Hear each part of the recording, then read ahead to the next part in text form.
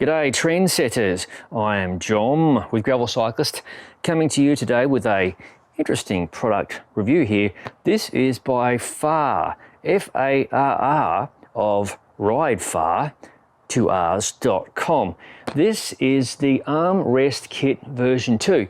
Now you're probably wondering, what the hell is the Armrest Kit version 2 for? Well, earlier I reviewed this, the Aero Bolt-On. I had that linked in the description below. This is a handy little bolt-on to give you additional hand positions on your bicycle, and this is the latest and greatest armrest kit to complement the Aero Bolt-On. Another thing you might be thinking, where'd version 1 go to? Well, the folks at FARR, they're always innovating, they're always improving. So version 1, she's been superseded by version 2. I think it's time to crack open the box and see what's inside. Here's a close look at the packaging. Comfort upgrade, lightweight, modular design, vertical and horizontal adjustment, fits 31.8 handlebars, mounts directly to the Aero Bolt-On. Total weight for this kit, 222 grams. There you can see what it includes. And designed in the Aussie homeland, Perth, Western Australia. It should be known I'm from South Australia. Moving on. And here is the back of the packaging. Intended use, gravel, endurance, and bike packing. Okay, enough bollocks. Let's get it out of the box.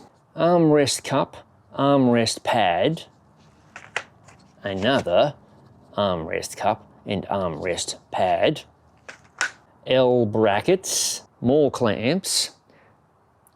Clamps clearly notated as being for 31.8mm handlebars with all sorts of little markings. And further inside the package, all important bolt kit. Now it's time to throw this lot onto the gram scale. Arm pads, arm rests, brackets, L-shaped brackets, 31.8mm clamps, and the bolts. Total weight, 218.5 grams, which is 219, 3 grams less than spec. You have to love that. Now it's time to mount all of these goodies, including the original FARR Aero Bolt-On extension, onto a bike.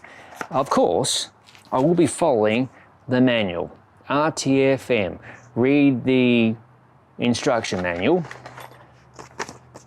Let's get cracking. Essentially, there are 3 pieces of hardware per side to install the FARR armrest kit. The first piece of hardware simply snaps onto your bar, and it's obviously curved to fit your handlebar. And then you install this silver bracket. Now, if you're going to install the Aero Bolt-On, you would not install this particular bracket. I'll show that momentarily. Then you have the L piece of hardware that slots into the primary clamp. And that slides up and down, and there are 2 mounting holes. So you've got quite a bit of versatility in terms of your positioning. So like that, plenty of up and down movement, and there's a nice little group of markers on the back so you can really get your alignment dialed in like this, etc. So you can have it even on both sides. Obviously, there's a second set of hardware for the right side of the bike. To attach the Aero Bolt-On, you would firstly install this bracket piece right there, and then your Aero Bolt-On goes right on top, and you would affix bolts from the bottom. Then of course you would install your L piece, which is for the armrest to be attached. So let's take care of one side. There are 3 bolts required for the installation of each armrest kit on each side of the bike. The 2 shorter bolts are used to fix the special bracket to the handlebar. The longer bolt, you'll see where it's used momentarily. So here you see the bolts, they simply slot in just like that. And then we'll use our Torx T25 driver to lock them down. Now this is the fun part of juggling. Basically, slip under the handlebar just like that, and I'll mount the Aero Bolt-On directly to this bracket. Then you place your Aero Bolt-On straight on top and line up with the holes from the bottom and start tightening down.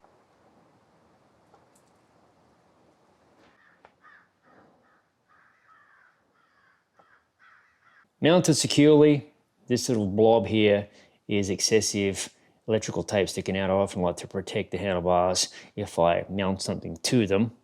So now we'll repeat the same process for the right side. Both sides are installed securely to the handlebar. Now it's time to install the brackets. There are two positions, high and low.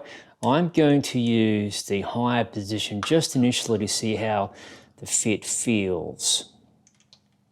So you simply thread using your T25 torques. The bolt is in the top position and there's a decent amount of adjustment. So if I loosen off, you can see in the higher position, you've got quite a decent amount of range, almost a centimetre I'm thinking.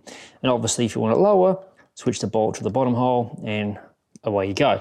But I'm going to leave it at the lowest position in the top hole just to start with. Now it's time to attach the cup, and the recommendation per the manual is in the front position, and you can adjust the angle here slightly because those holes there are countersunk, and the bolts to fix the cup to the bracket there are very small M5 countersunk bolts. There's a ton of adjustability. You can also move it further left like that.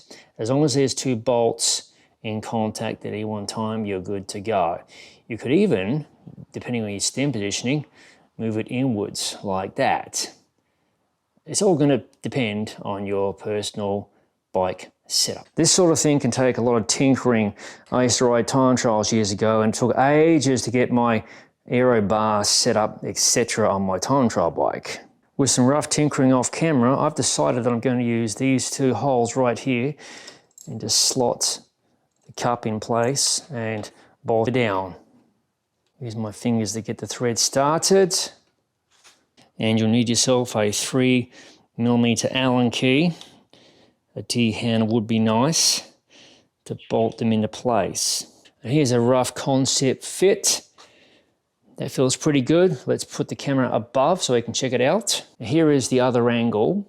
I do need to install the pad, but I'm going to knock out a short ride once I have both sides installed without a pad, just to make sure it feels good, and then remove the backing of the pad and hope it's in the best possible position. That feels pretty good right there. In another hand position for me to ride for some long miles. Now here's the front view, both cups installed, and here are the arm pads, which I'm not going to install right now, but you would see that fit right there, and right there obviously remove the backing tape. But just initially, that feels pretty comfortable. Now some folks might say, hey, these cups may interfere with my climbing position, as in my knees might strike that. So I'll be testing that during the review. Obviously you could move this forward by a position, but as I said earlier, in the manual, they recommend in the rear position. So we'll see how that goes. But I generally don't climb out the saddle too much, maybe 1% of the time or less. So it's going to be a moot point for me, but we will conduct that during the review and see how it goes for testing. Now it's time to chat about how the FARR armrest kit rides paired with the Aero Bolt-On. I've found they don't offer a ton of support for my arms, which are decently long. The pads themselves reside about halfway beneath my forearm in the furthest rear position, whereas for optimal support, I really need the pads positioned further back, closer to the elbow. This setup may work for some riders, but in my case, there was some strain being placed upon my biceps to utilize the pads, even in their highest position, and I don't exactly have any huge biceps going on. To mitigate this, I found if I pulled myself more forward towards the nose of the saddle, which is pretty standard fare if you're riding a time trial bike, I could get some benefit out of the armrest kit, but it would definitely take some work for my body to get used to the position. In my case, if I had a set of longer extensions versus the Aero Bolt-On, the armrest kit may work better. As the armrest kit is completely independent of the FARR Aero Bolt-On, it can be paired to any sort of handlebar, including flat bars, and that versatility is what I feel are the strengths of this product. You could likely pair it with virtually any extension as well. The FARR armrest kit is a product that will not be for everybody, and you may need to do a little homework first to determine if it will work for you. I highly recommend you reach out to the folks at FARR, namely FARR.com, and consult with them for any detailed fitment type questions you may have. So there you have it, my review of the FARR, F-A-R-R, armrest kit, in this case complemented by their Aero Bolt-On, both available from ridefarr.com. I hope you found this review to be somewhat helpful and insightful, and as always, thank you for watching. And if you haven't already, please consider subscribing to the Gravel Cyclist YouTube channel for content such as this, ride experience videos, no bull gravel bike reviews and other madness, as all of it is released to the channel. I'll see you